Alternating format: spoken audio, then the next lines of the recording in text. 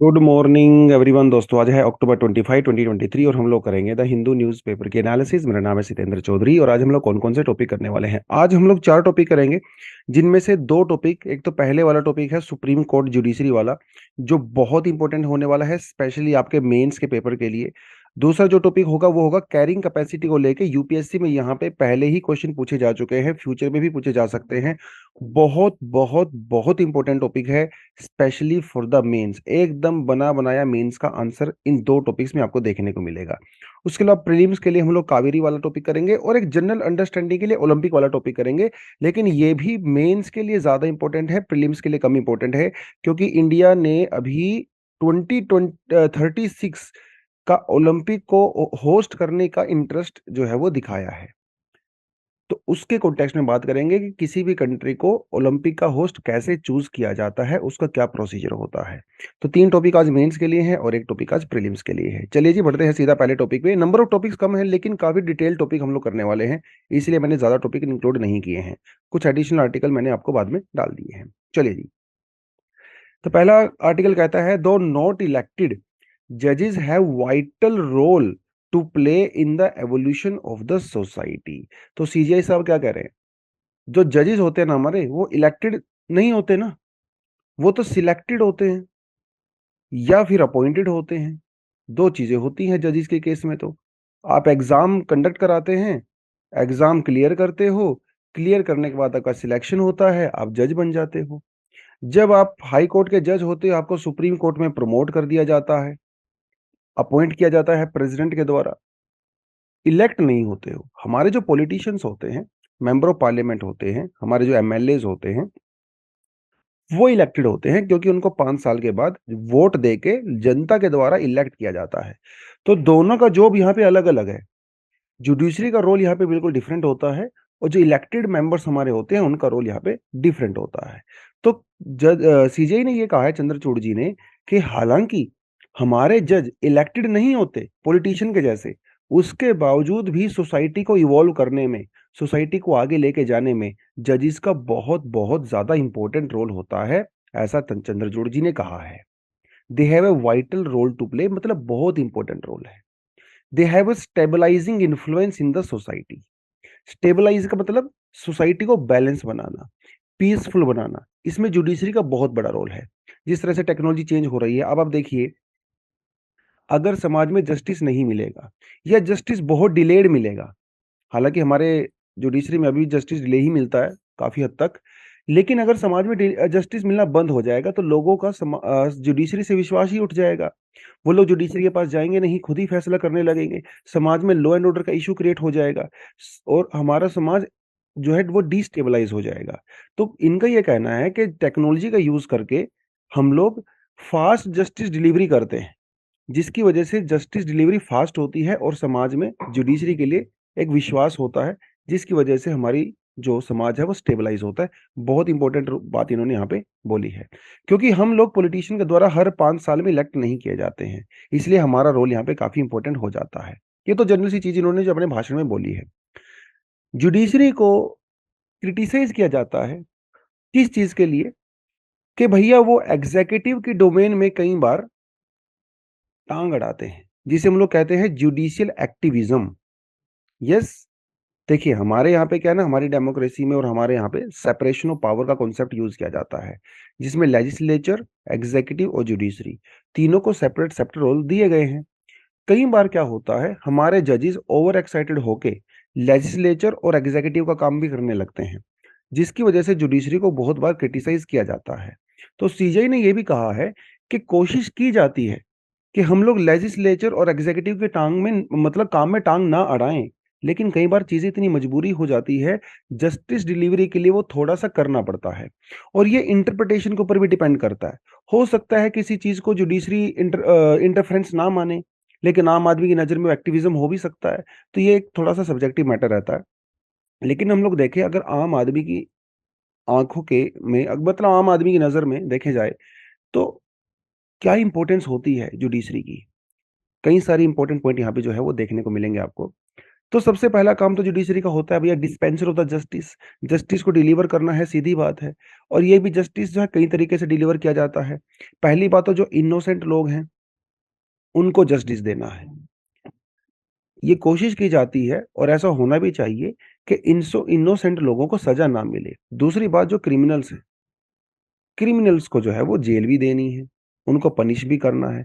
तो एक तरफ से आपको पनिश करना है, दूसरी तरफ से इनोसेंट लोगों को जस्टिस प्रोवाइड करवाना है। दोनों चीजें आपको करनी है, जिसकी वजह से जुडिशरी को protector of the right of the people भी कहा जाता है। कौन से राइट की बात कर रहा है वो? हमारे कॉन्स्टिट्यूशनल राइट्स की बात कर रहा है, फंडामेंटल राइट्स की बात कर रहा है। अगर सरकार या कोई भी आदमी, कोई इंस्टीट्यूशन अगर आपके फंडामेंटल राइट को वायलेट करता है, तो आप अपने उसकी प्रोटेक्शन के लिए कहाँ जाओगे भैया? जुडिशरी के पास ही तो जाओगे। पीआईएल क्या होता है? वही तो होता है PIL. Yes, guardian, protector of the constitution of the state. Judiciary काम सिर्फ जस्टिस डिलीवर करना नहीं है, ये भी ध्यान में रखना है कि कहीं कॉन्स्टिट्यूशन को नुकसान तो नहीं पहुंच रहा, कहीं सरकार ऐसा कोई कानून तो नहीं बना रही है जिससे कॉन्स्टिट्यूशन की वैल्यूज वायलेट होती हैं। तो वो प्रोटेक्टर है, गाइड, एक गार्जियन है कॉन्स्टिट्यूशन का। यूपीएससी में यहाँ से क्वेश्चन ऑलरेडी पूछा जा चुका है प्रीलिम्स में। Arbiter of the centre state dispute. हमारा एक फेडरल स्ट्रक्चर है, स्टेट सेंटर के बीच में लड़ाई झगड़े होते रहते हैं। कौन वहां पे जो है वो जस्टिस प्रोवाइड करवाता है? कौन वहां पे वर्डिक्ट प्रोवाइड कराता है? सुप्रीम कोर्ट करवाता है। एग्जीक्यूटिव एक्सेस और लेजिस्लेटिव एक्सेस, ये देखिए बड़ा इंपॉर्टेंट पॉइंट है। एक्सेस का मतलब ये है कि अगर एग्जीक्यूटिव्स और लेजिस्लेचर अगर जुडिशरी के काम में टांग अड़ाते हैं, तो जुडिशरी का काम है उनको रोकना। अगर लेजिस्लेचर कोई ऐसा कानून बनाते हैं जिससे जनता के राइट्स वायलेट होते हैं, तो वो काम भी होता है, जुडिशरी का काम होता है रोकना। बेसिकली हमारा जो पूरा डेमोक्रेसी है वो चेक और बैलेंस के ऊपर काम करती है, कि कोई भी ऑर्गन गवर्नमेंट का, लेजिस्लेचर, एग्जीक्यूटिव और जुडिशरी, वो अपनी लिमिट से आगे ना जाएं। चेक और बैलेंस जरूरी है। ये काम कौन करता है? ये काम बहुत अच्छे से हमारा जुडिशरी करता है। और guardian of the rule of law and rule of law and the justice, है ना। रूल ऑफ लॉ मतलब सबके लिए भैया कानून बराबर है। ये कौन इंश्योर करता है? ये जुडिशरी ही इंश्योर करती है। तो ये सब आम आदमी की नजर में ये सब चीजें जो है जुडिशरी की जाती है। अब अगर हम लोग देखें कि जुडिशरी एज एन ऑर्गेनाइजेशन, उसके क्या क्या फीचर्स होते हैं, ये भी इंपॉर्टेंट है। पहली बात तो appointment of the only highly qualified and experience जजेस। भैया सुप्रीम कोर्ट में आप किसी नए नवेले को नहीं बैठा सकते हो, हाईली एक्सपीरियंस होना चाहिए और हाईली क्वालिफाइड भी होना चाहिए। ऐसा ना हो कि इसने पास्ट में बहुत कंट्रोवर्शियल टाइप के वर्डिक्ट दिए हों, आपने सुप्रीम कोर्ट में जाके उनको बैठा दिया। नो, क्वालिटी बहुत मैटर करती है। जस्टिस, भैया जस्टिस एक ऐसी चीज है, चाहे वो थोड़ा डिले हो जाए चलेगा, लेकिन उस वो गलत नहीं होना चाहिए। एक क्रिमिनल को हो सकता है 6 महीने में सजा ना मिलके 6 साल में सजा मिले, चलेगा, लेकिन एक इनोसेंट को सजा नहीं होनी चाहिए। हमारा जो जस्टिस सिस्टम है वो इसी फंडामेंटल के ऊपर काम करता है कि चाहे 100 क्रिमिनल छूट जाएं, लेकिन एक इनोसेंट को सजा नहीं होनी चाहिए। क्योंकि अगर इनोसेंट को सजा हो गई तो आप उसको वापिस नहीं कर सकते हो, क्रिमिनल को तब दोबारा भी पकड़ सकते हो ना। उसके लिए तो काम है, सिस्टम है उसके लिए। तो इसीलिए एक्सपीरियंस्ड और क्वालिटी जजेस हमारे यहाँ पे होने चाहिए, राइट। उसके अलावा the judiciary must have prevented the executive and the legislature from the committing, वो ऊपर वाला टॉपिक हम लोगों ने किया है जो एक्सेस वाला। तो जुडिशरी बेसिकली गवर्नमेंट के हाथ की कठपुतली नहीं होनी चाहिए, इंडिपेंडेंटली काम करना चाहिए, ये बहुत इंपॉर्टेंट है। Ability of the judiciary to maintain and independently run the judicial administration. दो, यानी कि आप ये समझ लीजिए कि जो जुडिशरी के अंदर जो ऑफिसर्स होते हैं, जो भी काम होता है, वो जुडिशरी खुद अपने आप करती है। किसी को अपॉइंट करना, वो सब काम वो सरकार के हाथ में नहीं होता है, क्योंकि सरकार अगर यहाँ पे इंटरफेयर करने लगेगी तो जुडिशरी की इंडिपेंडेंस को थोड़ा सा खतरा यहाँ पे हो सकता है। तो जुडिशरी कंप्लीटली इंडिपेंडेंट होनी चाहिए, और it should act like a guardian protector of the constitution. Judiciary must ensure full, fair and the less expensive opportunities to the people for the defending their rights. अब देखिए, मान लो judiciary है, judgement तो उसने देना ही है, जस्टिस तो deliver करना ही है, लेकिन वो जस्टिस ऐसा हो, वो प्रोसेस ऐसी होनी चाहिए कि आम आदमी जुडिशरी में जाने से डरे ना। वो प्रोसेस फेयर होनी चाहिए, लेस एक्सपेंसिव होनी चाहिए, इजी टू एक्सेस होनी चाहिए, तभी तो आम आदमी वहां पे जस्टिस लेने जाएगा। अगर जस्टिस सिर्फ अमीर लोगों को मिलेगा, अगर जुडिशरी में जाने की जो फैसिलिटी है वो सिर्फ अमीर दबंग लोगों को होगी, तो वो तो आम आदमी को चूस लेंगे भाई। आम आदमी को तो खा जाएँगे वो लोग, क्योंकि आम आदमी तो जा नहीं पाएगा। तो लेस एक्सपेंसिव प्रोसेस होनी चाहिए, फेयर प्रोसेस होनी चाहिए, एक्सेसिबिलिटी जो बात करते हैं वो ईज़ी एक्सेस होना चाहिए। ये सब फीचर हमारी जुडिशरी में होने चाहिए। जो जजेस को अपॉइंट करने की जो प्रोसेस होती है, मेथड होता है, वो पूरी तरह से सिस्टमैटिक होना चाहिए, ट्रांसपेरेंट होना चाहिए। हालाँकि इतना ट्रांसपेरेंट है नहीं, क्योंकि जब हम लोग बात करते हैं कोलेजियम की, तो collegium is not completely transparent. यहीं पे क्रिटिसिज़्म होता है हमारी जुडिशरी का। जो जजेस को रिमूव करने की प्रोसेस है, वो it should be difficult and no जज should have the power, no single should have the power to remove the जजेस। जजेस को रिमूव करने की पावर ईज़ी होगी, तो सरकार ऐसे लोगों को बहुत जल्दी हटा देगी जुडिशरी से जो उसके अगेंस्ट में वर्डिक्ट देते हैं। Process should be very difficult, है ना? ताकि सरकार 50 बार सोचे किसी जज को हटाने से पहले। ये कुछ फीचर होने चाहिए एक अच्छी इफेक्टिव जुडिशरी को लेके। इंपॉर्टेंट पॉइंट है, थोड़ा ध्यान रखना आपने। तो ऊपर वाले है पार्ट यहाँ पे थोड़ा-सा ओवरलैप हुआ है। Functioning of the judiciary. Justice देना है लोगों को, ऑफ कोर्स। जुडिशरी का ये काम होता है कानून को इंटरप्रेट करना। क्योंकि आपने लक्ष्मीकांत पढ़ा होगा, आपने बेयर एक्ट भी पढ़ा होगा, आप अगर लो बैकग्राउंड से हैं तो बहुत सारी चीज़ें आपने पढ़ी होंगी। हमारे यहाँ पे कई बार जो लैंग्वेज होती है कानून की, वो बहुत एम्बिगुअस होती है। उसकी इंटरप्रिटेशन सब लोग अपने-अपने तरीके से कर सकते हैं। तो सुप्रीम कोर्ट जो होता है ना, वो फाइनल इंटरप्रेटर होता है। किसी भी सेंटेंस का, किसी भी लॉ का, किसी भी लाइन का, कानून की भाषा का बेस्ट जो इंटरप्रेटर है वो सुप्रीम कोर्ट है। ये भी बहुत इंपॉर्टेंट चीज़ होती है। इंटरप्रिटेशन ऑफ द कॉन्स्टिट्यूशन कौन करता है? सुप्रीम कोर्ट करता है, अगर वो एम्बिगुअस होता है तब। उसके अलावा judiciary has the supreme responsibility to safeguard the right of the people, वो बात ये बार-बार बोल रहा है। Constitution is the supreme law of the land and it is a responsibility of the judiciary to interpret and protect it. हमने बात किया ऊपर guardian, guardian of the constitution supreme court की बात वो कर रहा है, राइट? उसके अलावा arbiter of the dispute between centre and state, क्योंकि हमारा कंट्री एक फेडरल कंट्री है, तो सेंटर स्टेट के बीच में झगड़े होते रहते हैं, तो वो भी इसके लिए ज़रूरी है। तो वो बार-बार घुमा-फिरा के बेसिकली उसकी बात कर रहा है। जुडिशरी का काम एडवाइज़री भी होता है। कई बार हमारे जो प्रेज़िडेंट होते हैं, इवन सरकार भी कई बार सुप्रीम कोर्ट से किसी खास मुद्दे में एडवाइस माँग सकती है, स्पेशली प्रेज़िडेंट जो है उसको मानते हैं। आप मुझे कमेंट सेक्शन में बताएँ, वो कौन-सा आर्टिकल है जिसका यूज़ करके प्रेज़िडेंट जुडिशरी से, सुप्रीम कोर्ट से एडवाइस माँग सकता है? नीचे कमेंट सेक्शन में बताएँ। अब देखिए ज़रा यहाँ पे क्या लिखा है, देखिए appointment of the high court जजेस का पूरा प्रोसेस यहाँ पे दिया हुआ है। ये जो स्क्रीनशॉट है मैंने जस्ट डिपार्टमेंट ऑफ जस्टिस से लिया है। आप भी डिपार्टमेंट ऑफ जस्टिस की वेबसाइट पे जाके पूरा प्रोसीजर पढ़ सकते हो। वहाँ पे एड हॉक जज कैसे किस तरह से किए जाते हैं, ठीक है? टेम्परेरी जजेस का भी कॉन्सेप्ट वहाँ पे दिया गया है। हाई कोर्ट के जजेस की पूरी प्रोसीजर उन्होंने समझाया है। तो ये वाला जो स्लाइड है मैंने सिर्फ़ आपको सेल्फ स्टडी के लिए डाला था। और गूगल वगैरह तो सब कर ही सकते हो, तो डिपार्टमेंट ऑफ जस्टिस की वेबसाइट पे जाके एक बार थोड़ा अब देख लें। Appointment of the supreme court जजेस कैसे होता है, ये भी मैंने आपके सेल्फ स्टडी के लिए डाला है ऑलरेडी, क्योंकि ये टॉपिक हम लोग बहुत पहले कर चुके हैं। प्रोसीजर ऑफ द अपॉइंटिंग जजेस of the supreme court is listed under the clause 2 of the article 124। आपके लक्ष्मीकांत में भी ये अच्छे से दिया हुआ है, ठीक है? क्या प्रोसीजर होता है सुप्रीम कोर्ट के जजेस का? प्रेसिडेंट जो है वो अपॉइंट करते हैं। उसके अलावा हमारे यहाँ पे कॉलेजियम सिस्टम भी होता है, जब हाई कोर्ट के जजेस को प्रमोट किया जाता है, ट्रांसफ़र किया जाता है, वो सब जो पहले हम लोग कर चुके हैं। तो ये कंटेंट आपके पास पहले से ही है, क्योंकि ये कंटेंट आप मान के लिए चलिए 90% जो है वो लक्ष्मीकांत से ही कॉपी पेस्ट है। बहुत अच्छे से कैटेगराइज़ वे में आपके लक्ष्मीकांत में दिया हुआ है। कॉलेजियम का सबसे इम्पोर्टेंट रोल होता है जजेस की अपॉइंटमेंट करने में, जो कि प्रेज़िडेंट के द्वारा की जाती है। गवर्नमेंट का भी रोल होता है जजेस को अपॉइंट करने में, लेकिन गवर्नमेंट का रोल बाद में आता है।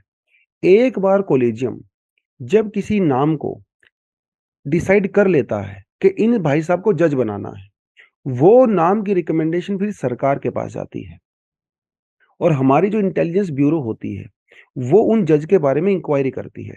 स्पेशली उन जजेस को जो हाई कोर्ट से सुप्रीम कोर्ट के अंदर प्रमोट हो रहे हैं, या फिर जो पहले लॉयर थे, अभी वो हाई कोर्ट के अंदर अपॉइंट हो रहे हैं या सुप्रीम कोर्ट में अपॉइंट हो रहे हैं।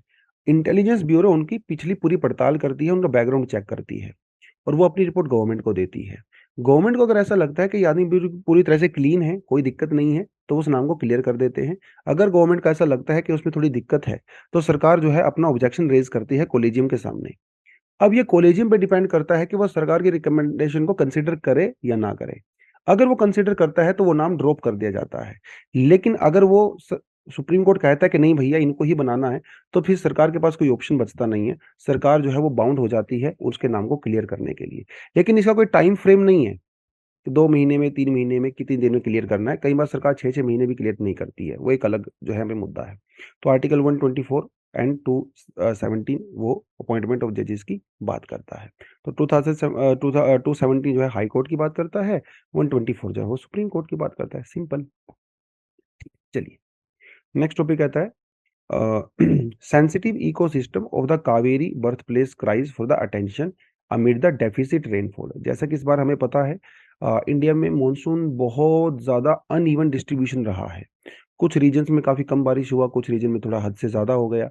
इस बार पैटर्न भी थोड़ा ऐसा हुआ, खासकर जून के महीने में काफ़ी बारिश हुई, जुलाई में थोड़ी सी हुई, अगस्त पूरी तरह से ड्राई रहा और सितंबर में फिर बाद में थोड़ी सी बारिश हुई। तो ये भी थोड़ा सा इस बार अजीब सा ही बिहेव किया है मॉनसून ने।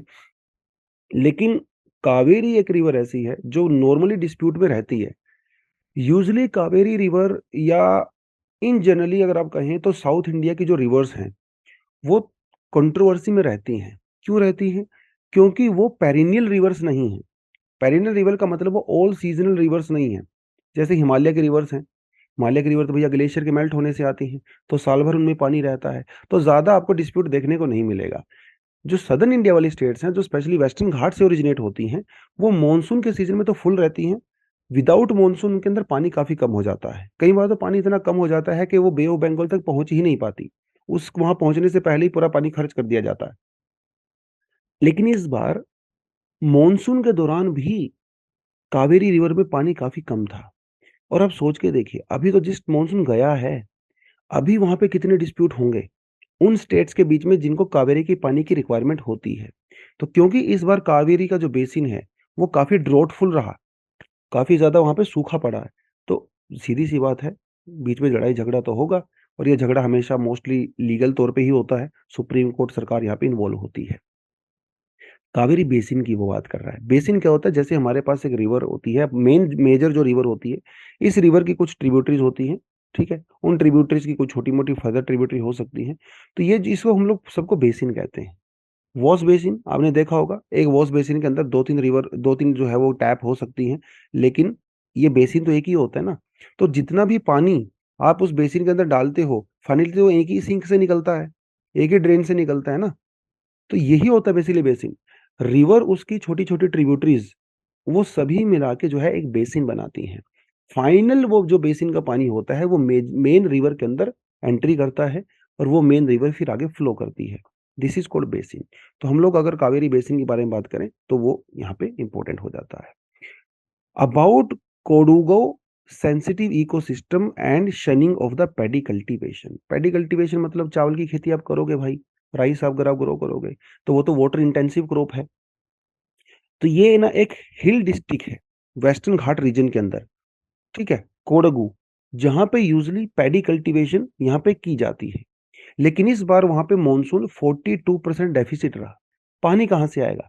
आप एक चीज़ सोच के देखिए, जो गैंगेटिक प्लेन्स हैं, नॉर्थ इंडिया मान के चलिए, जो नॉर्थ इंडिया है गैंगेटिक प्लेन्स हैं, वहाँ पे ग्राउंड वाटर आपके पास अच्छा खासा अवेलेबल होता है, क्योंकि वहाँ पे अलूवियल सॉइल होती है, जो कि रिवर्स के द्वारा सेडिमेंट्स लेके आते हैं हिमालय से।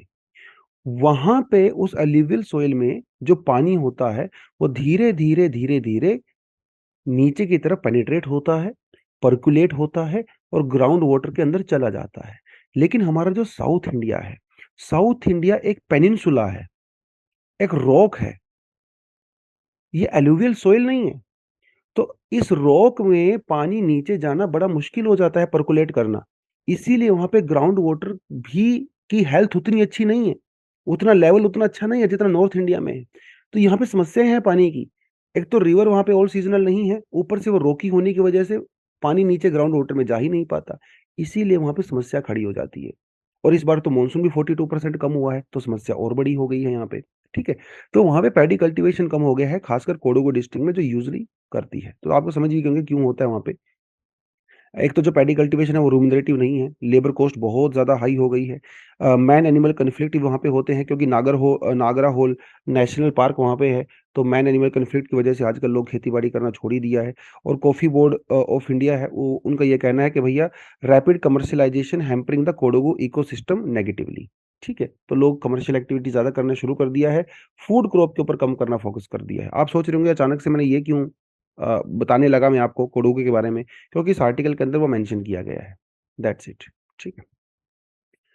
कावेरी सिस्टर के बारे में थोड़ा-सा आपको आइडिया होना चाहिए। कावेरी जो है वो ताल कावेरी वेस्टर्न घाट से निकलती है, ब्रह्मगिरी रेंज के अंदर से निकलती है, उसके बाद वो वहाँ से जो है वो ट्रैवल करती है। आप यहाँ पे देखिए, हमारा इधर केरला पड़ता है जी, इधर है तमिलनाडु और इधर है कर्नाटका, जहाँ से हमारी जो कावेरी रिवर है उसका बेसिन होता है।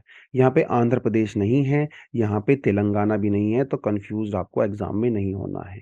Andhra Pradesh and Telangana are not a part of Kaveri basin. There is Kerala, there is Karnataka, there is Tamil Nadu. ठीक है? एक तो आपको याद रखना है। ट्रिब्यूटरीज़ की बात करें, देखिए मैं थोड़ा-सा एक अच्छा आपके लिए बहुत शानदार सा डायग्राम बनाया है। आप इसको अपने हाथ से भी बना सकते हो, स्क्रीनशॉट लेके सेव कर सकते हो फ्यूचर के लिए। ये है देखिए ब्रह्मगिरी हिल्स, आप यहाँ पे क्लियरली देख सकते हो, यहाँ से ओरिजिनेट होती है और ये रहा जी भैया इसका डेल्टा जो बे ऑफ बंगाल में बनता है। उसके बीच में बहुत सारे फीचर आपको देखने को मिलेंगे। तो जब जैसे मान लो रिवर यहाँ से यहाँ फ्लो कर रही है, तो जो इसके राइट साइड में रिवर आके इसको मिलती हैं, उन्हें राइट बैंक ट्रिब्यूटरी कहते हैं। जो लेफ्ट साइड से आती हैं, उसे हम लोग लेफ्ट बैंक ट्रिब्यूटरीज़ कहते हैं। तो याज़ यू कैन क्लियरली सी, जब हम लोग ब्रह्मगिरी हिल से निकलती है हमारी कावेरी, तो सबसे पहले उसके अंदर हेमावती आके मिलती है, जो कि इसकी एक लेफ्ट बैंक ट्रिब्यूटरी है। शिमसा भी एक लेफ्ट लेफ्ट बैंक ट्रिब्यूटरी है और अर्कावती भी एक लेफ्ट बैंक ट्रिब्यूटरी है। राइट बैंक ट्रिब्यूटरी की बात करें तो आपको यहाँ पे मिलेगा लक्ष्मण तट, लक्ष्मण तीर्था भी इसको बोल सकते हो, कबानी, सुवर्णवती, भवानी और नोनी। ये आपको याद रखना एग्जाम के लिए। एक और नीचे आएगी थोड़ा अमरावती के नाम से। कुछ डैम्स वगैरह यहाँ पे बने हुए हैं, कृष्णा राजा सागर डैम, वो आपको पता है बहुत फेमस है। तो हिमावती रिवर जहाँ पे मिलती है और लक्ष्मण तीर्था जहाँ पे मिलती है, यहाँ पे आपको कृष्णा राजा सागर डैम देखने को मिलेगा। उसके अलावा यहाँ पे स्टैनली रिजर्वायर आपको देखने को मिलेगा, जहाँ पे मैत्तूर डैम बना हुआ है। ये भी काफ़ी कंट्रोवर्शियल डैम है। अंग्रेजों के ज़माने का बना हुआ है, बहुत पुराना है। इसको लेके भी कंट्रोवर्सी रहती है स्टेट्स के बीच में। और इस मैत्तूर डैम के बैक साइड में जो रिजर्वायर बना है, यहाँ पे है। इसे हम लोग स्टैनली रिजर्वायर के नाम से जानते हैं। वहीं पे आपको एक फॉल भी देखने को मिलता है शिमशा रिवर पे, जिसका नाम हो जाता है होगेनकल फॉल, यहाँ पे आपको देखने को मिलता है। ठीक है? कावेरी रिवर के ऊपर एक और बहुत बहुत फेमस वाटरफॉल है, जो आप मुझे कमेंट सेक्शन में नीचे बताओगे। ठीक है? भवानी सागर रिवर के ऊपर भवानी सागर डैम भी बना हुआ है, आप थोड़ा-सा यहाँ पे देख सकते हो। तो ये तो थोड़ी इसकी जर्नी हो गई। अब देखिए, ये तो हो गई ट्रिब्यूटरीज़। ट्रिब्यूटरीज़ के साथ-साथ जब कोई रिवर डेल्टा बनाती है, तो वहाँ पे ट्रिब्यूटरीज़ नहीं होती, वहाँ पे डिस्ट्रीब्यूटरीज़ होती हैं, क्योंकि वह पानी वो छोटे-छोटे हिस्से में डिस्ट्रीब्यूट करता है। तो आपको कई सारी डिस्ट्रीब्यूटरीज़ भी देखने को मिलती हैं। अब अगर हम डिस्ट्रीब्यूटरीज़ की बात करें, तो कुछ लिस्ट मैंने आपको दिया था, ये देखिए। ये रही, there are 7 distributaries of the river Kaveri, जब वो डेल्टा बनाती है। ठीक है? नंदलार, नत्तार, वांजियार, नोलार, अरासलार, थिरुमलराजनर और द पुरवंदियनार। थोड़ा-सा आपको डिफ़िकल्ट लगेंगे नाम, लेकिन आपका एग्ज़ाम क्लियर करना है ना, लाल बत्ती चाहिए ना सबको, तो उसके लिए तो याद करना पड़ेगा। चलिए जी। यूपीएससी में यहाँ से सवाल पूछा है, 2018 में यहाँ से क्वेश्चन पूछा है, 2014 में यहाँ से क्वेश्चन पूछा है। हर साल एक आधा क्वेश्चन जो है ड्रेनेज सिस्टम से आपको एग्जाम में देखने को मिलेगा, तो ड्रेनेज सिस्टम वैसे ही बहुत इंपॉर्टेंट होता है। हमारी जो 12th स्टैंडर्ड की एनसीईआरटी है, इंडिया फिजिकल एनवायरनमेंट, आप वहाँ से भी ड्रेनेज सिस्टम कर सकते हो। काफ़ी अच्छी डिटेलिंग जो है उसके अंदर दिया गया है। ठीक है जी, चलो आगे बढ़ते हैं। आज का जो लास्ट टॉपिक है, वो है अपना ये वाला। ठीक है? एक्चुअली ये 2 टॉपिक हैं। हिमालयन सिस्टम से। एक टॉपिक आज आया है और एक टॉपिक जो है वो परसों में आया था। Mitigating tragedies in the Himalayan region, और ये वाला। दोनों को मिक्स करके मैंने एक टॉपिक बना दिया है। और टॉपिक की शुरुआत कहाँ से होती है, जैसे कि हम सबको पता है कि सिक्किम के अंदर क्या हुआ, एक डैम बन रहा था, ठीक है? वो डैम टूट गया। तो सवाल यहाँ पे खड़ा होता है कैरिंग कैपेसिटी, कि सिक्किम की जो कैरिंग कैपेसिटी है, हिमालयन स्टेट्स की जो कैरिंग कैपेसिटी है, भैया हम उसको उससे ज़्यादा लोड दे रहे हैं। मतलब जितना वो कैरिंग कैपेसिटी का मतलब ये है कि सपोज़ करो आप मैं समझ लो कि मैं एक 50 केजी का वज़न उठा सकता हूँ, वो मेरी कैरिंग कैपेसिटी है। वेट उठाने की कैरिंग कैपेसिटी है। अगर आप मेरे ऊपर 100 केजी का वेट डाल दोगे तो मैं उसको नहीं उठा पाऊंगा, मैं क्रैश हो जाऊंगा, ब्रेक डाउन हो जाऊंगा, टूट जाऊंगा, मसल मेरे ब्रेक हो जाएंगे, हड्डियां टूट जाएंगी मेरी, अगर मैं कैरिंग कैपेसिटी से ज्यादा कुछ कैरी करूंगा तो। ठीक है। तो एनवायरमेंटल जो डिस्ट्रक्शन हुआ है हिमालयन रीजन में, उत्तराखंड में, हिमाचल में और इस बार सिक्किम में, उसको ध्यान में रखते हुए सुप्रीम कोर्ट के अंदर एक पिटीशन फाइल की गई है एक फॉर्मर आईपीएस ऑफिसर के द्वारा। और उन्होंने ये कहा है कि साहब सरकार से पूछिए कि क्या आपने हिमालय की कैरिंग कैपेसिटी के बारे में कोई स्टडी किया है। आप हिमालय के अंदर जो डैम्स बनाते हो, जो सड़कें बनाते हो, वो मुंह उठा के ऐसे ही बना देते हो या पहले स्टडी की जाती है। वैसे हमारे पास एक एनवायरमेंट इम्पैक्ट असेसमेंट होता तो है, लेकिन खैर ये तो बिल्कुल फ्रॉड ही है, इसका कोई खास इम्पैक्ट होता नहीं है। तो इन्होंने पूछा है सुप्रीम कोर्ट के थ्रू सरकार से कि क्या आपने इन हिमालयन स्टेट्स की कैरिंग कैपेसिटी के बारे में स्टडी किया है कि नहीं किया है। उस कॉन्टेक्स्ट में आपको आर्टिकल करना है। कैरिंग कैपेसिटी इंपॉर्टेंट टॉपिक है आपका जीएस पेपर 3 से स्पेशली, और थोड़ा सा जीएस पेपर 1 में ज्योग्राफी वाले सेक्शन से। कैरिंग कैपेसिटी का मतलब क्या होता है। Carrying capacity of a biological स्पीसी in a particular habitat refers to the maximum number of the individuals that the environment can carry sustain considering its geography or the physical features। Carrying capacity का मतलब ये होता है कि जब हमारा nature, हमारा ecosystem अपनी मैक्सिमम कैपेसिटी तक यूटिलाइज होता है, जब वो मैक्सिमम नंबर ऑफ इंडिविजुअल्स को, स्पीसीज को सपोर्ट कर सकता है विदाउट एनी डिस्ट्रक्शन। आप यहाँ पे ये समझ लीजिए जैसे अमेज़न रेन फॉरेस्ट है, उनके अंदर कैपेसिटी है कि वो 1 लाख लोगों को सर्वाइव करवा सकते हैं, लेकिन वहां पे सिर्फ 2 लोग रहते हैं। कैपेसिटी उसकी 1 लाख की है, रहते सिर्फ 2 लोग हैं। इसका मतलब कैरिंग कैपेसिटी से काफी कम रहते हैं। कैरिंग कैपेसिटी का मतलब ये होता है कि वो नेचर की एक मैक्सिमम प्रोडक्टिविटी होती है, उससे ज्यादा वो काम नहीं कर सकता, लेकिन उस लेवल तक वो मैक्सिमम पॉपुलेशन को सपोर्ट कर सकता है। अगर कुछ डिस्ट्रक्शन होता भी है तो वो अपने आप को रिवाइव कर सकता है, रिन्यू कर सकता है। ये मतलब होता है कैरिंग कैपेसिटी का। हालांकि बायोलॉजिकल स्पीसीज के कॉन्टेक्स्ट में ये दिया गया है, अगर आप इसको इकोसिस्टम के कॉन्टेक्स्ट में करो तो वो उसका डेफिनेशन भी यही होता है कि कोई इकोसिस्टम, जैसे हिमालयन इकोसिस्टम की बात करते हैं, हिमालयन इकोसिस्टम की कैरिंग कैपेसिटी क्या है कि how many maximum number of individual our Himalayan environment, Himalayan ecosystem can sustain, that is the carrying capacity of the our Himalayan ecosystem। The physical features present in the environment act as a limiting factor। Food, water, competition। इसका मतलब ये है कि जैसे मान लो एक जंगल है, उस जंगल की कैरिंग कैपेसिटी है, ठीक है, कि भाई इसके अंदर कुछ पेड़ पौधे होंगे, इसके अंदर सोइल भी है हमारी खाने के पीने के लिए, और दूसरे जानवर भी होंगे, आपस में कंपटीशन होता है उनके बीच में। अगर मान लो इस जंगल की कैपेसिटी है कि 3 टाइगर को सपोर्ट कर सकता है, ठीक है, ये 10 हाथियों को सपोर्ट कर सकता है, इतने ट्रीज को सपोर्ट कर सकता है, एटसेट्रा एटसेट्रा। तो ये एक इसकी कैरिंग कैपेसिटी है मैक्सिमम।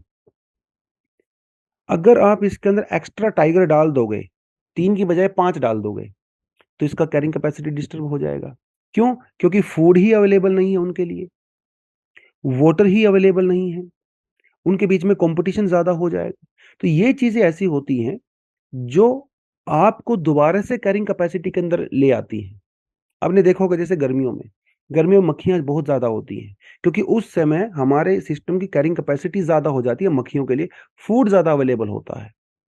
लेकिन सर्दियों में तो मक्खियां नहीं होती उतनी, क्योंकि कैरिंग कैपेसिटी कम हो जाती है उन मक्खियों के लिए, because less availability of the food, temperature, competition, other resources. तो ये लिमिटिंग फैक्टर्स होते हैं जिसकी वजह से हमारा नेचर अनलिमिटेड सपोर्ट नहीं कर सकता। हर किसी की कैपेसिटी होती है इकोसिस्टम की। अमेज़न इकोसिस्टम की ज्यादा होती है, कोरल रीफ की ज्यादा होती है, डेजर्ट्स की कम होती है, रेन फॉरेस्ट की ज्यादा होती है, ग्रासलैंड्स की थोड़ी कम होती है। हर इकोसिस्टम की कैपेसिटी है depending upon the food, water, temperature, climate, competition वहां पे। ठीक है, तो अब ये कह सकते हो food availability is an important variable as it affects the population size of the species. भाई सीधी सी बात है, फूड ज्यादा होगा तो ज्यादा स्पीसी होंगे, ज्यादा पॉपुलेशन होगा। नॉर्थ इंडिया के अंदर इतनी पॉपुलेशन डेंसिटी क्यों है? क्योंकि ये गैंगेटिक प्लेन है, यहाँ पे सोइल बहुत फर्टाइल है, बहुत ज्यादा सब्जियां, फ्रूट्स और यहाँ पे फसलें होती हैं, तो ज़्यादा पॉपुलेशन को जो है वो सपोर्ट कर सकता है। राजस्थान में उतनी पॉपुलेशन डेंसिटी नहीं है और अरुणाचल प्रदेश में उतनी नहीं है, क्योंकि वहाँ पे नेचर की कैरिंग कैपेसिटी उतनी है ही नहीं, वहाँ पे कम फूड प्रोड्यूस होता है। ये थोड़ा आपको यहाँ पे देखना है। By contrast, food supply exceeds demand, then the population size will soon increase and will stop increasing when the source is consequently depleted। सीधी सी बात है, it's all about demand and supply. अगर फूड की सप्लाई ज्यादा है, demand कम है, तो population increase होगा। Food की सप्लाई कम है तो पॉपुलेशन अपने आप ही डिक्रीज हो जाएगा। तो ये एक कैरिंग कैपेसिटी का कॉन्सेप्ट होता है। अगर थोड़ा सा इस ग्राफ को आप यहाँ पे देखें, स्लो ग्रोथ देखिए टाइम स्केल में, और ऊपर population, fast growth, slow growth. शुरुआत में पॉपुलेशन धीरे धीरे बढ़ती है, ठीक है जी। जब हमारी पॉपुलेशन धीरे धीरे बढ़ती है, उसी हिसाब से हमारे नेचर के अंदर जो रिसोर्सेज होते हैं वो भी काम करते हैं। फिर पॉपुलेशन अचानक से बहुत फास्ट ग्रो करने लगती है। अब यहाँ पे डिपेंड करता है कि आपके पास कितना फूड अवेलेबल है। अगर आपके फूड ग्रोथ हो रही है, फिर कोई दिक्कत नहीं है, आप इसको सर्वाइव कर सकते हो। तो ये कैरिंग कैपेसिटी है हमारे इकोसिस्टम की। लेकिन एक टाइम ऐसा आता है जब दोबारा से पॉपुलेशन की ग्रोथ जो है स्लो हो जाती है, क्योंकि फर्टिलिटी रेट कम हो जाती है। यट शुरुआत में यहाँ पे फर्टिलिटी रेट बहुत हाई होती है और डेथ रेट कम हो जाती है। लोग मरते कम है, पैदा ज्यादा हो रहे हैं। फास्ट ग्रोथ, यहाँ पे स्लो ग्रोथ, फर्टिलिटी रेट काफी कम हो जाती है, जैसे आप यूरोपियन कंट्रीज वगैरह में देख सकते हो। अब ये डिपेंड करता है कि आपके नेचर में रिसोर्सेज कितने हैं। अगर आप फूड कम प्रोड्यूस कर रहे हो, तो फिर चाहे वहां पे मतलब फूड के साथ डायरेक्टली रिलेट होती है आपकी फर्टिलिटी रेट, ये आप ये मान के चलिए, क्योंकि ज्यादा फूड अगर होगा तो आप ज्यादा पॉपुलेशन को सपोर्ट कर सकते हो। ठीक है, आपको सिंपल लैंग्वेज में इस तरह से समझिए। तो it's a logistic S shape curve of the carrying capacity. ठीक है, देख क्या लिखा है यहाँ पे। अब पॉपुलेशन में grow at the fast rate and follow a J shape curve. J shape मतलब समझ रहे हो, ये वाली शेप, ये जे शेप होती है। स्लो और एकदम से फास्ट एक्सपोनेंशियल ग्रोथ होती है जे शेप, क्योंकि इसकी शेप जो है वो जे जैसी होती है। When the birth rate surpass the death rate, जब बर्थ रेट डेथ रेट से ज्यादा होती है तो पॉपुलेशन एक्सपोनेंशियली बढ़ती है। हाउएवर, ट्रेंड जल्दी ही चेंज हो जाता है।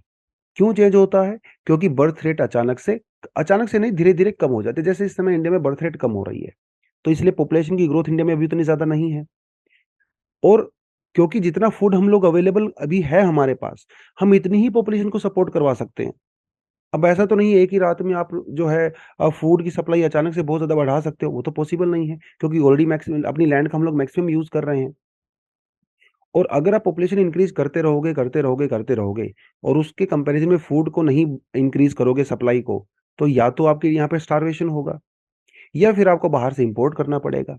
यही हुआ 1943 का फैमिन, सेकेंड वर्ल्ड वॉर चल रहा था, जब इंडिया से राइस और वीट ब्रिटेन के अंदर लेके जाया गया, इंडिया वालों के लिए बचा ही नहीं, फैमिन आया। 30 से 40 मिलियन लोगों की डेथ हो गई भाई। कलकत्ता की सड़कों पे लाशों के ढेर लगे हुए थे। ये क्यों होता है? क्योंकि आपके पास अवेलेबिलिटी ऑफ फूड कम होता है, पॉपुलेशन ज्यादा होती है, खाने वाले ज्यादा होते हैं, पीछे से सप्लाई कम होती है। तो ये है क्योंकि उस समय हमारे सिस्टम की कैरिंग कैपेसिटी कम हो जाती है। जब सिस्टम की कैरिंग कैपेसिटी होती है, कोई दिक्कत नहीं है, आप जितनी पॉपुलेशन करोगे सबके लिए फूड अवेलेबल हो जाता है। तो factors affecting the carrying capacity of an ecosystem, food, water of course बहुत इंपॉर्टेंट फैक्टर है। हैबिटाट स्पेस, सीधी सी बात है। छोटी जगह पे आप करोड़ मतलब एक रूम की कैपेसिटी के अंदर 2 लोग रह सकते हैं। अब यहीं पे आप 20 लोगों को अगर अंदर लेके आओगे, तो डेफिनेटली वो इस रूम की कैरिंग कैपेसिटी से ज्यादा हो जाएगा। कंपटीशन भी होता है आपस में, इंटर स्पीसिफिक भी होता है, इंटर स्पीसीज भी होती है। टाइगर भी आपस में लड़ रहे हैं एक ही फूड सोर्स के लिए, अलग अलग जानवर आपस में लड़ रहे हैं, दूसरे जानवरों से भी लड़ रहे हैं। Physical factor, extreme heat, drought, desert area में तो बहुत ज्यादा नहीं होती है पॉपुलेशन ग्रोथ, क्योंकि वहां के सिस्टम की कैरिंग कैपेसिटी कम है because of the extreme heat. Chemical factor भी होते हैं, सोयल मिनरल डेफिशिएंसी वो सब। और एंथ्रोपोलॉजिकल फैक्टर भी होते हैं। जहाँ पे इंफ्रास्ट्रक्चर बेटर होता है, हॉस्पिटल्स होते हैं, रोड सड़कें होती हैं, बिजली होती है, इंटरनेट होता है, तो डेफिनेटली वहाँ पे बेटर पॉपुलेशन होती है, ज़्यादा कैरिंग कैपेसिटी होती है उस सिस्टम की। तो ठीक है, why Himalayan ecosystem is so unique, और ये हम लोग समझ गए हैं, पहले हम लोग बात कर चुके हैं इसके बारे में, क्योंकि स्टीप स्लोप होते हैं हिमालय में, तो वहाँ पे सड़कें वगैरह बनाना थोड़ा-सा मुश्किल हो जाता है, तो इसलिए काफ़ी यूनिक होता है। क्लाइमेट भी बहुत वेरिएबल वहाँ पे होता है, कहीं स्नोफॉल होता है, कहीं पे हाई टेम्परेचर भी हो सकता है, उन सारी चीज़ों की वजह से। हाइड्रोलॉजिकल प्रोसेस मतलब वहाँ पे रिवर्स वगैरह काफ़ी ज़्यादा होती हैं, जिसकी वजह से वहाँ पे इरोज़न भी बहुत हाई लेवल का होता है। तो सोइल आपको उतनी उतनी ज़्यादा बेटर वहाँ पे नहीं मिलेगी। तो बहुत ज़्यादा एग्रीकल्चर एक्टिविटी आप वहाँ पे नहीं कर सकते हो। उसके अलावा वहाँ पे अर्थक्वेक्स भी होते हैं, ऑब्वियस सी बात है क्योंकि वो एक प्लेट टेक्टोनिक का पार्ट है। तिब्बतन प्लेट के नीचे की तरफ जो है वो जो है वो जा रहा है, सबसाइड कर रहा है हमारी जो प्लेट है। तो अर्थक्वेक प्रोन भी काफ़ी ज़्यादा है। तो जिसकी वजह से वहाँ पे मॉडर्न एग्रीकल्चर करना भी इम्पॉसिबल हो जाता है बिकॉज़ सॉइल फर्टाइल नहीं है और स्टीप सा स्लोप वहाँ पे हो जाता है, ठीक है? Natural wealth in the region including the geological assets forms an important part of the Himalayan ecosystem. Himalaya ecosystem Tamil Nadu ecosystem जैसा नहीं है। हिमालयन इकोसिस्टम गुजरात इकोसिस्टम जैसा नहीं है, क्योंकि वहाँ की जियोलॉजी, वहाँ की ज्योग्राफी, वहाँ की सॉइल, वहाँ का क्लाइमेट सब थोड़ा-सा डिफरेंट होता है। इसीलिए हिमालय एक बहुत यूनिक इंफ्रास्ट्रक्चर मतलब यूनिक इकोसिस्टम क्रिएट करता है, ठीक है? हर किसी के लिए, पेड़-पौधों के लिए भी, इंसानों के लिए भी, माइक्रोबायोम्स के लिए भी एक यूनिक होता है। इसलिए इसको प्रोटेक्ट भी किया जाना चाहिए। काफ़ी सेंसिटिव है, काफ़ी फ्रेजाइल है, वल्नरेबल है, ठीक है? तो infrastructure affect in the Himalayan region. लेकिन सरकार कोशिश कर रही है कि हिमालय को हम लोग टूरिस्ट प्लेस बनाएँ, बहुत डेवलप करें। भाई देखिए, महाराष्ट्र में डैम बनाना is a different thing. Maharashtra में सड़क बनाना is a different thing. Himalaya में सड़क बनाना इज़ अ डिफरेंट थिंग। तो लेकिन इंफ्रास्ट्रक्चर प्रोजेक्ट हम लोग भर-भर के कर रहे हैं वहाँ पे, जिसकी वजह से स्लोप डिस्टेबलाइज़ हो रहा है। बहुत सारे लैंडस्लाइड हो रहे हैं, फ्लड्स वहाँ पे आ रहे हैं क्योंकि रिवर को मतलब आप ये समझ लीजिए एक हम लोग वहाँ पे रोड बना रहे हैं। उस रोड को बनाने के लिए हम पहाड़ की कटाई कर रहे हैं। पहाड़ को काट के जो वो डेब्री है, कहाँ जा रहा है? उसे हम लोग रिवर बेसिन के अंदर डंप कर रहे हैं। तो रिवर के अंदर जब पानी आता है तो उसको जाने के लिए जगह ही नहीं मिलती। वो उसका रास्ता ब्लॉक हो जाता है। उस ब्लॉक होने की वजह से फ्लड आ जाता है। लैंडस्लाइड तो बहुत फ्रीक्वेंटली होते हैं क्योंकि डिस्टेबलाइज़ हो गया स्ट्रक्चर हमारा। अर्थक्वेक्स भी आते हैं, लोकलाइज़्ड अर्थक्वेक उसकी वजह से। कोयना डैम की वजह से 1980s में जो है लोकल अर्थक्वेक आया था। अर्थक्वेक डैम की वजह से भी आते हैं लेकिन ये बहुत लोकल होते हैं, ठीक है? लेकिन डिस्टर्बेंसेस तो होती है। आप ये मान के चलिए कि जब जब ट्रेन जाती है तो ट्रेन के आस-पास का थोड़ा-थोड़ा एरिया वो शेकिंग करता है ना, हिलता है ना, थोड़ा-सा वाइब्रेट करता है। और जब अर्थ वाइब्रेट करती है उसी को तो अर्थक्वेक बोलते हैं। तो जो बड़े-बड़े डैम होते हैं जिनके ऊपर अनलिमिटेड अमाउंट ऑफ वाटर वो स्टोर होता है, तो वो भी वहाँ की लैंड के ऊपर प्रेशर डाल रहे होंगे ना, उसकी वजह से भी कई बार अर्थक्वेक आ सकता है। इरोज़न और डिफॉरेस्टेशन ये बहुत कॉमन हो गया है हिमालय में और फोर्स्ड डिस्प्लेसमेंट। तो इंडिजिनस जो कम्युनिटीज़ हैं, डेवलपमेंट के नाम पे उनका डिस्प्लेसमेंट भी हो रहा है। क्लाइमेट चेंज भी इम्पैक्ट कर रहा है हिमालयन इकोसिस्टम को, है ना? डाइवर्सिटी लॉस हो रही है, ग्लेशियर्स हमारे मेल्ट हो रहे हैं। रिवर के अंदर फ्लडिंग वहाँ पे आ रही है, डिफ़ॉरेस्टेशन, डिग्रेडेशन हो रहा है सोइल का, सोइल की क्वालिटी जो है लगातार डाउन जा रही है। नेचुरल डिज़ास्टर वहाँ पे पहले आते थे लेकिन अब वो ज़्यादा आने लगे हैं because of the development of the infrastructure. जो ट्रेडिशनल सोसाइटीज़ हिमालय में रहती थी, अभी वहाँ पे रहना पसंद नहीं करती हैं। या तो वो सिटीज़ में आ जाती है क्योंकि वहाँ पे फैसिलिटी ही नहीं है, ना वहाँ पे हॉस्पिटल है, ना वहाँ पे स्कूल है, दिक्कतें ही दिक्कतें हैं। तो ये क्लाइमेट चेंज का इम्पैक्ट आपको वहाँ पे नज़र आता है। तो ये थोड़ा-सा हिमालय को लेके आज एक डिसेंट सा कंटेंट बनाया है। आपके पास आई एम 100% श्योर कि पहले से हिमालय को लेके कुछ ना कुछ कंटेंट होगा। आप इस कंटेंट को उसके अंदर ऐड कर सकते हो बिकॉज़ कैरिंग कैपेसिटी एक इम्पोर्टेंट कॉन्सेप्ट होता है। ठीक है? तो आज के लिए इतना ही है। कुछ एडिशनल आर्टिकल भी आप देख सकते हो। Thank you very much. All the best. जय हिंद, जय जवान, जय किसान।